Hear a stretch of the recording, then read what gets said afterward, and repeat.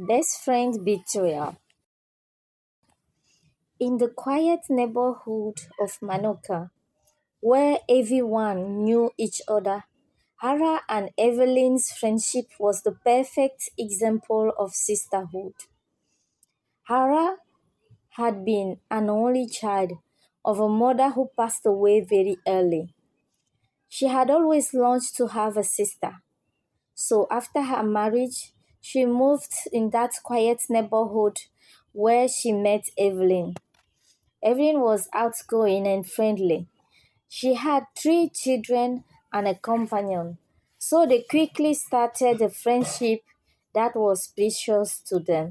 They were inseparable, sharing their dreams, fears, and the intimate details of their lives.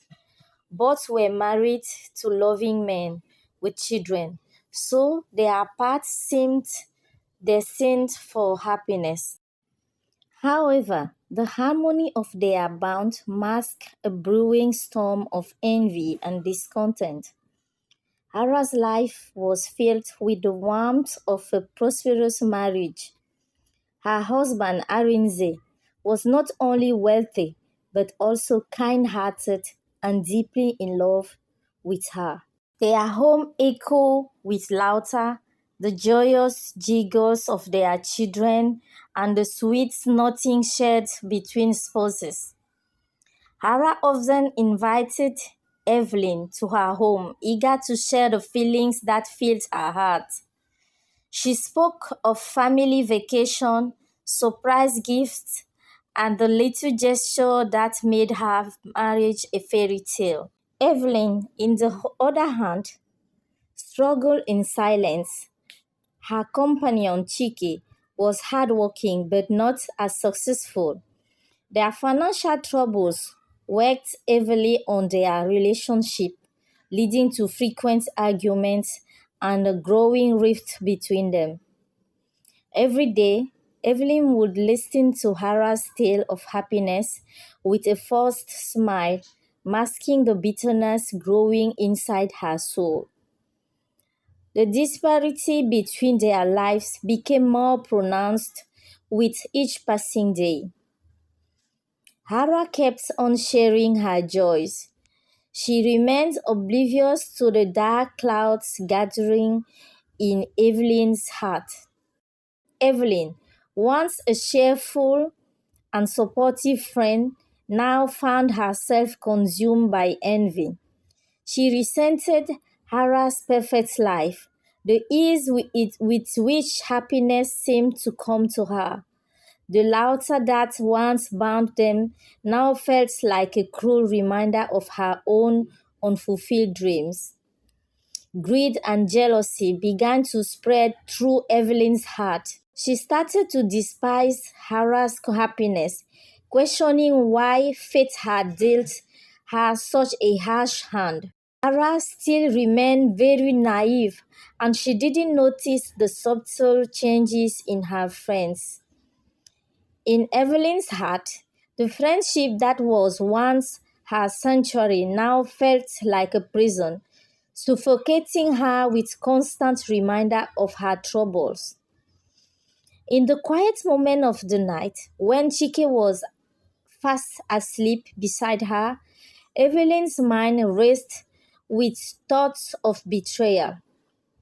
She envisions herself living Hara's life, basking in the luxury and affectionate that seemed so effortless bestowed upon her friend. The once innocent admiration turned into a burning desire to have what Hara's had at any cost. Soon, she thought about a plan that could change her life. The first step had been to get rid of her companion, the father of her three children. That would be easy because they were living in Evelyn's family house. She accused him of being irresponsible. With the death of her brother, the man was kicked out the house. The seeds of betrayal had been sown, and Evelyn's heart grew colder with each passing day. She began to distance herself from Hara, her smiles becoming less genuine, her visits less frequent. Hara noticed the change but couldn't understand the depth of Evelyn's resentment. She tried to reach out to ease the invisible tensions, but Evelyn's walls were impenetrable. One day, Hara had invited her over for lunch, excited to share the news of an upcoming family vacation. As Hara spoke, her eyes sparkling with joy, Evelyn's jealousy overflowed. She excused herself abruptly, claiming a sudden headache, but in reality, she could no longer bear to listen. That night, as Evelyn laid in bed, her mind burned with a plan. She knew she could no longer stand in Hara's shadow. She would make Hara pay for her happiness, for enjoying a life that seemed so out of reach. The once inseparable friends were now on the brink of a scandal that would shatter not only their world but also the whole neighborhood. The stage was set for a betrayal that would leave scars deeply than any wound. Evelyn's heart had turned to stone, and the warmth of their friendship was now a distant memory. Still, Hara remained naive and unable to take her distance. It was Hara herself who invited Evelyn one more time into her own house and gave her the perfect occasion to trap her husband. She was leaving for a short trip with her children to visit parents. So she asked her to come over and collect the money she owed for their monthly women association. Her husband was supposed to give money to Evelyn, knowing how close they were. So she stopped by the house to collect money from the husband. But for Evelyn, it was the ideal moment to set one step of her plan, drawing close to her husband's friends and seduce him. The day Hara left, Evelyn went to the house under the guise of collecting money. Arinze was always kind to her, but that night she had a different plan. She made sure to look her best, wearing a dress that highlighted her figure. She came over and offered to cook a special dinner for the man. And so she did, ensuring it was perfect, just like Hara would have made. As they sat at the table, it was easy to see the weariness in his eyes. He missed his wife.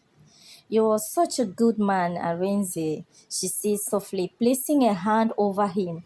"Hara is so lucky to have you." He smiled, but there was a sadness in his eyes. "I miss them, Evelyn. The house feels so empty without them." She moved closer, offering comfort. "I am here, Arinze. You don't have to be alone tonight." The night unfolded as she has planned. They talked, laughed, and eventually she found herself in his arms. No matter how, they ended sharing intimacy in his bed. It sounded surreal, like a dream she had finally seized. As they lay together, she whispered promises of love and devotion, knowing that he was vulnerable and lonely. She took advantage of his longing for his wife, stretching a web that would ensnare him. The next morning, she went to see a famous native doctor, a man who was known for his powerful charms that could make anyone fall in love. She was desperate, willing to do anything to keep Arinze's affection. The native doctor gave her a charm, instructing her on how to use it to blind Arinze's heart to Hara. Days turned into weeks, and Arinze's affection for Evelyn grew. He started visiting her, more often, confiding in her, sharing his worries and dreams. The charm was working, and soon he couldn't resist her presence. She finally asked the man to take her as his second wife. He agreed, completely blinded by the charm. She had made all this just in 4 weeks.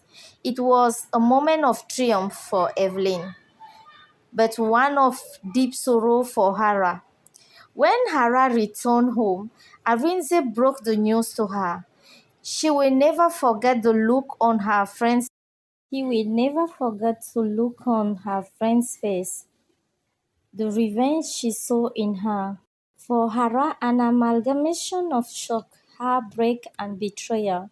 She had trusted her friend, loved her like a sister, and she had repaid her with the ultimate betrayal.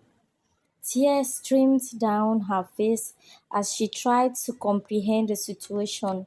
The man she loved, the life she had built, was crumbling before her eyes. I have decided to take a second wife, Arinze said gently but firmly. We would have a private ceremony by the end of this month. Evelyn will be my second wife. Hara's words shattered in that moment. She begged, she pleaded, but Arinze's heart was already ensnared by the charm. He couldn't see beyond the spell the woman had. He couldn't see beyond the spell the woman had woven around him. The private ceremony took place few weeks later, and she became his second wife, standing beside him where Hara once stood. The sorrow in Hara's eyes was unbearable. Evelyn had won. The home that once was filled with love and laughter now echoed with pain and betrayal. The news spread all over the neighborhood and shocked everybody. The home that was Hara was shocked and fell in a depressive state. The children, sensing the shift, were confused and frustrated before their mother's pain. The home that had once been filled with warmth and love now felt like a cold, desolate battleground in bitter argument and resentment.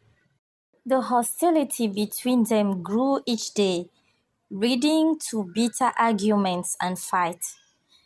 It was a living hell for both of them, and Arinze, caught in the middle, seemed lost and tormented. Desperate to regain her husband's love and sanity, Hara decided to visit another native doctor.